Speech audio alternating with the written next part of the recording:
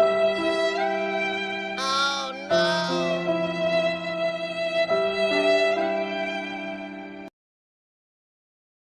Oh no! Semua di sini saya akan berbicara tentang bagaimana perawat luka dasar pada pasien, misalnya pada pasien pasca operasi atau pasien post operasi, lalu pada pasien-pasien yang mungkin sehabis terkena musibah seperti kecelakaan, trauma, dan lain-lain sebagainya yang mungkin penyakitnya juga bisa menimbulkan luka seperti diabetes dan lain-lain sebagainya. Atau penyakit kronis ya teman-teman. Lalu pada bab ini, bab perawatan luka dasar ini, saya akan berbicara tentang satu poin yang dimana pastinya tentang luka. Nah, luka ini didefinisikan sebagai hilangnya atau rusaknya sebagian fungsi organ pada jaringan atau tubuh yang dimana bisa menimbulkan efek, yaitu seperti hilangnya sebagian fungsi organ, lalu terjadinya perdarahan, pembekuan darah, lalu terkontaminasi dengan bakteri, dan juga bisa kematian pada sel. Itu pasti terjadi pada luka-luka yang mungkin bisa dibilang mulai membusuk ya teman-teman. Contohnya saja kayak diabetes tuh. Nah, lalu, apa sih tujuan perawatan luka dasar ini? Nah, setiap kita melakukan sesuatu tindakan perawatan pastinya ada tujuan dong. Nah, apa sih tujuan perawatan luka dasar ini di dunia medis? Nah, yang pertama itu pastinya untuk mencegah lukanya itu dari terkontaminasinya bakteri.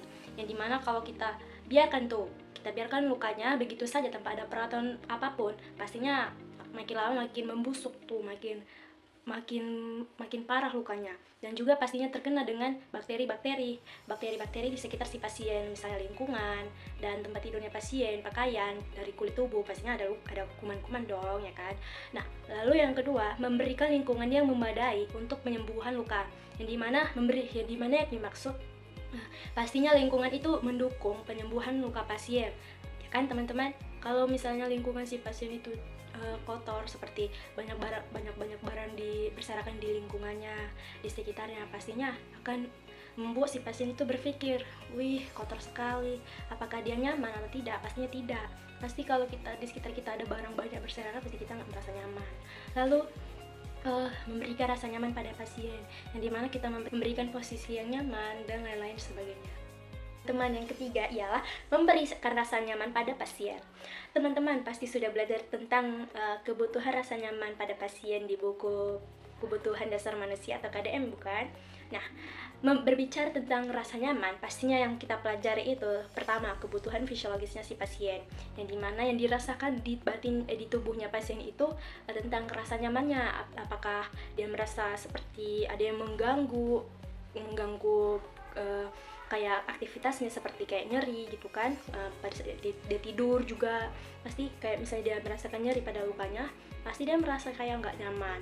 Nah, kan kebutuhan fisiologis ini juga untuk mendukung untuk pemenuhan kebutuhan atau aktivitasnya si pasien.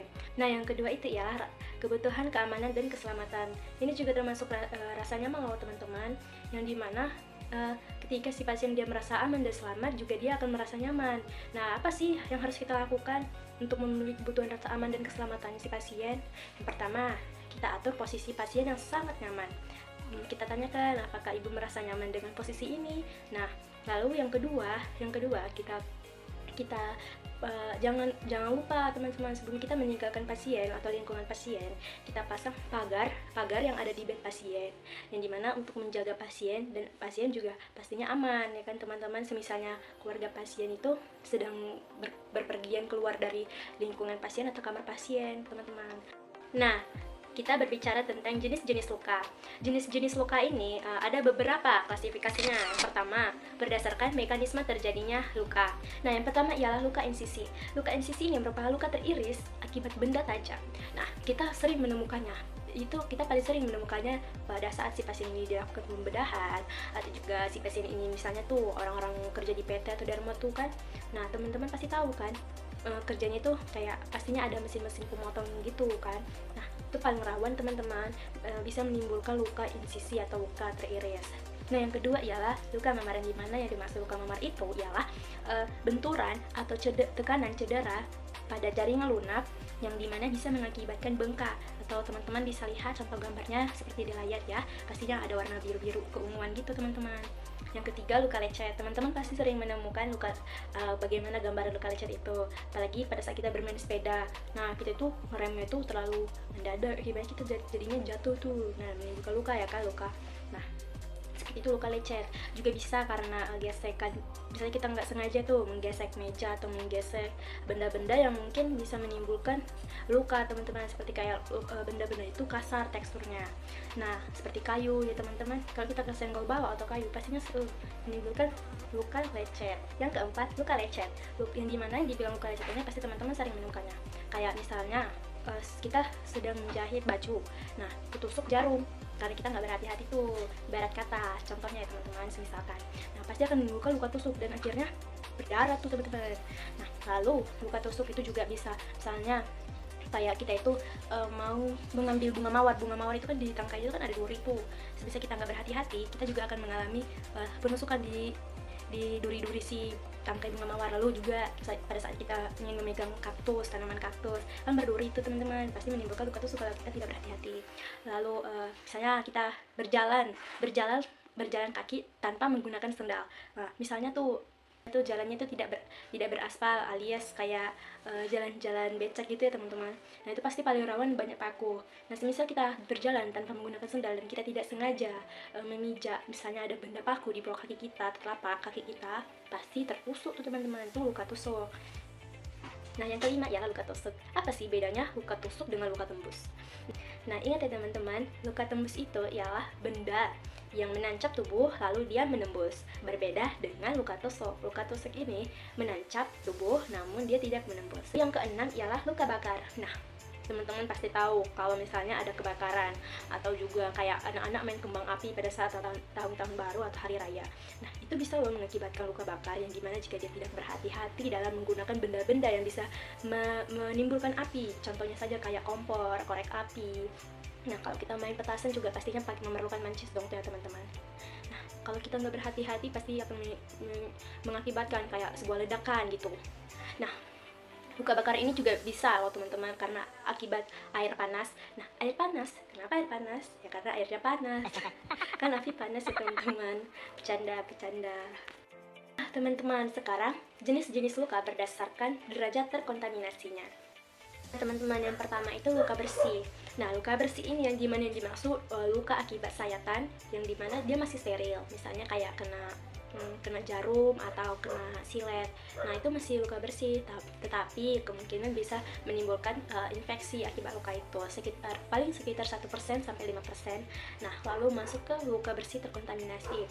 Teman-teman tahu tidak luka bersih terkontaminasi itu seperti apa? Ya, yaitu luka pada pasien sehabis pasca operasi atau pasien post op, di mana kakinya itu diamputasi, namun masih terdapat luka tuh teman-teman, dan juga masih harus dirawat kan pastinya. Nah, itu juga disebut sebagai luka bersih terkontaminasi. Nah, luka bersih terkontaminasi ini harus dilakukan kontrol secara terus-menerus ya teman-teman, karena kan itu luka sehabis pembedahan tuh, yang dimana menimbulkan infeksi sekitar 3% sampai 11%. Nah, yang ketiga yaitu luka terkontaminasi. Pasti teman-teman tahu kan gambarannya seperti apa. Kalau di dalam gambaran saya, pada saat menyebutkan luka terkontaminasi langsung muncul luka yang seperti kayak si pasien itu habis kecelakaan, pasien itu jatuh dari motor pada saat berkendara di aspal. Nah, itu paling rawan teman-teman. Nah, pastinya pada saat si pasien itu jatuh dari motor dan menimbulkan luka lecet, tanah-tanah atau pasir-pasir di jalan rayanya itu pasti nempel kan teman-teman di kulit atau di lukanya itu. Nah, itu disebut juga luka terkontaminasi, yang dimana bisa kemungkinan menimbulkan infeksi sekitar 10-17% ya teman-teman. Nah, yang keempat yaitu luka kotor. Luka kotor ini yang dimana dia itu mengandung sel-sel mati di kulitnya atau kematian sel, jaringan mati gitu ya teman. Lalu lukanya itu udah berinfeksi parah ya teman-teman. Contohnya kayak misalnya ada pasien baru masuk ke rawat inap. Kita melihat kondisi si pasien ini dengan keadaan kaki kiri yang penuh luka akibat luka infeksi yang dideritanya, misalnya diabetes. Pasti ada luka infeksi yang sangat parah yang kita lihat di kakinya itu. Kayak ada jaringan mati, pastinya ada, nanah ada, darahnya ada, darah-darah yang merembes ya teman-teman. Pasti juga menimbulkan bau lukanya, yaitu yang disebut sebagai bau gangren atau luka gangren ya teman-teman. Itu yang sering disebut luka diabetes. Teman-teman, sekarang masuk ke jenis luka berdasarkan sifat kejadian. Yang pertama adalah luka disengaja, pastinya balik lagi ke luka pembedahan. Nah, itu merupakan luka yang disengaja ya teman-teman. Nah, lalu yang kedua ialah luka yang tidak disengaja. Luka yang tidak sengaja ini yang dimana misalnya itu luka yang tidak diinginkan, atau misal kita sedang berlari atau berolahraga. Nah, pastinya kayak misalnya tuh teman-teman mengalami kayak kesakitan akibat keseleo atau terpleset, itu teman-teman pasti kayak ada terkilir ya teman-teman. Nah, itu disebut luka tidak disengaja, yang dimana ada dua. Nah, rupanya itu ada dua, ada luka tertutup dan ada luka terbuka. Luka tertutup ini yang dimana jaringan permukaan di kulitnya itu tidak rusak, namun mengakibatkan rasa sakit ya teman-teman. Misalnya kayak keseleo, terkilir, atau patah tulang. Nah, itu tidak merusak jaringan permukaan kulit di luar. Nah, intinya teman-teman bisa kita garis besarkan bahwa luka yang disengaja itu seperti operasi, dan luka yang tidak sengaja ialah kecelakaan. Nah, lalu kita masuk ke jenis luka berdasarkan integritas kulit, yang dimana ada dua, yaitu luka terbuka atau ulkus. Nah, yang dimana luka terbuka ini yang dialami oleh pasien berupa kerusakan yang melibatkan kulit, yang bisa menimbulkan seperti perdarahan, disertai dengan kerusakan jaringan dan berisiko infeksi. Nah, yang kedua ialah luka tertutup. Luka tertutup ini merupakan luka yang tidak menimbulkan kerusakan di permukaan kulit atau integritas kulit, namun dia bisa menimbulkan kerusakan jaringan lunak seperti cedera internal atau perdarahan. Cedera internal tadi teman-teman, cedera di dalam tubuh atau di jaringan lunak. Nah, luka tertutup ini tidak menimbulkan bahaya ya teman-teman, namun dia bisa menimbulkan pertanda serius jika lukanya itu terletak di atas kepala atau di batang hidung. Nah, kita masuk ke berdasarkan waktu dan lamanya. Ada dua. Yang pertama, luka akut.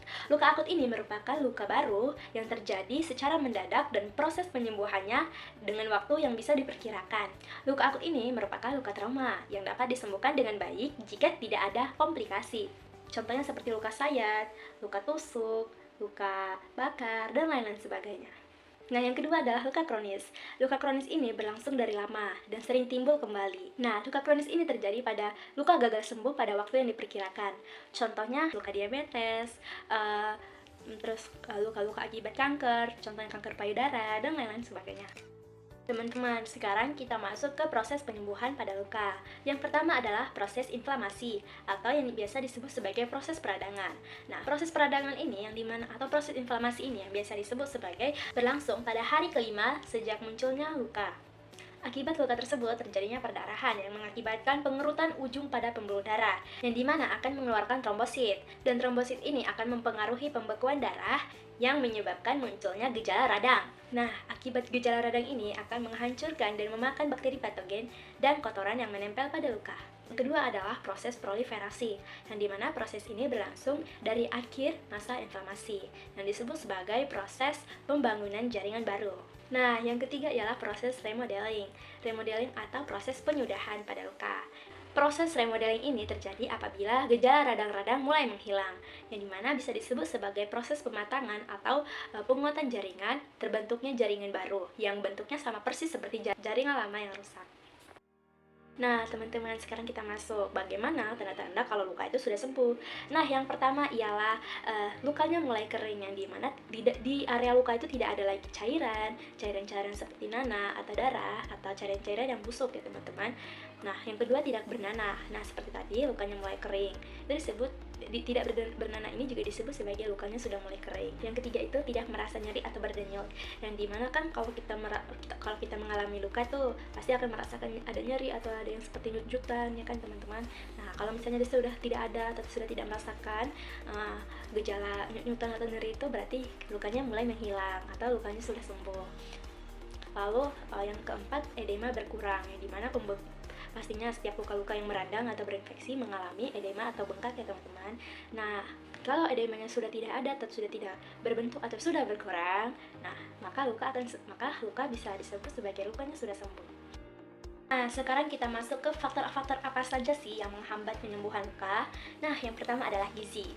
Berbicara tentang gizi, pastinya teman-teman sudah tahu dong. Nah, gizi ini bergantung pada kerja sistem imun, yang dimana gizi ini mendukung proses penyembuhan luka. Nah, gimana kalau sebaliknya? Semisal kekurangan gizi. Nah, pastinya akan memperhambat atau membuat proses penyembuhan luka itu pasti akan lambat. Yang kedua, penyakit kronis. Nah, teman-teman pasti tahu dong kalau luka kronis itu seperti apa. Luka yang waktu proses penyembuhannya itu selalu gagal, tapi masih bisa dikontrol ya teman-teman. Nah, penyakit kronis ini juga menghambat proses penyembuhan luka ya teman-teman. Lalu yang ketiga ialah keganasan, seperti misalnya luka kanker payudara tuh. Nah, kanker payudara tuh paling sering kita temui pada saat kita PK waktu itu ya teman-teman, apalagi di rawat inap tuh. Nah, luka payudara tuh kan disebut juga luka terbuka ya teman-teman. Nah, luka akibat keganasannya itu pastinya juga memperhambat penyembuhan lukanya. Keganasan ini juga bisa masuk ke dalam penyakit kronis ya teman-teman, yang pastinya sama-sama menghambat proses penyembuhan luka. Nah, yang keempat ialah kebersihan diri atau personal hygiene, yang dimana pastinya kebersihan diri ini kan juga mendukung penyembuhan luka ya teman-teman, apalagi ketika pastinya pada saat belajar mapel KDTK ya teman-teman, belajar tentang personal hygiene. Tujuannya kan juga untuk penyembuhan luka, bukan teman-teman, maksudnya itu kayak mendukung penyembuhan luka si pasien ya kan, kayak dia merasa udah kayak sembuh gitu ya teman-teman, udah lebih segar. Nah, gimana kalau sebaliknya, kalau dia tidak menjaga kebersihan dirinya atau tidak melakukan personal hygiene? Nah, bakteri patogen dan kuman-kuman ini yang masuk ke dalam luka ini akan menghambat proses penyembuhan pada luka. Nah, teman-teman, pembahasan kali ini sampai segitu saja ya. Nah, kesimpulannya ialah proses penyembuhan luka ini merupakan hal penting pada dunia kesehatan atau bagi penunjang medis, yang dimana bertujuan untuk mencegah luka dari terjadinya infeksi, terkontaminasi dengan bakteri atau mikroorganisme, supaya luka tetap bersih dan mempercepat penyembuhan proses pada luka, dan mencegah terjadinya infeksi silang, serta menjaga rasa aman dan nyaman pada pasien. Sekian video saya, cintailah tubuhmu dan berhati-hatilah selalu.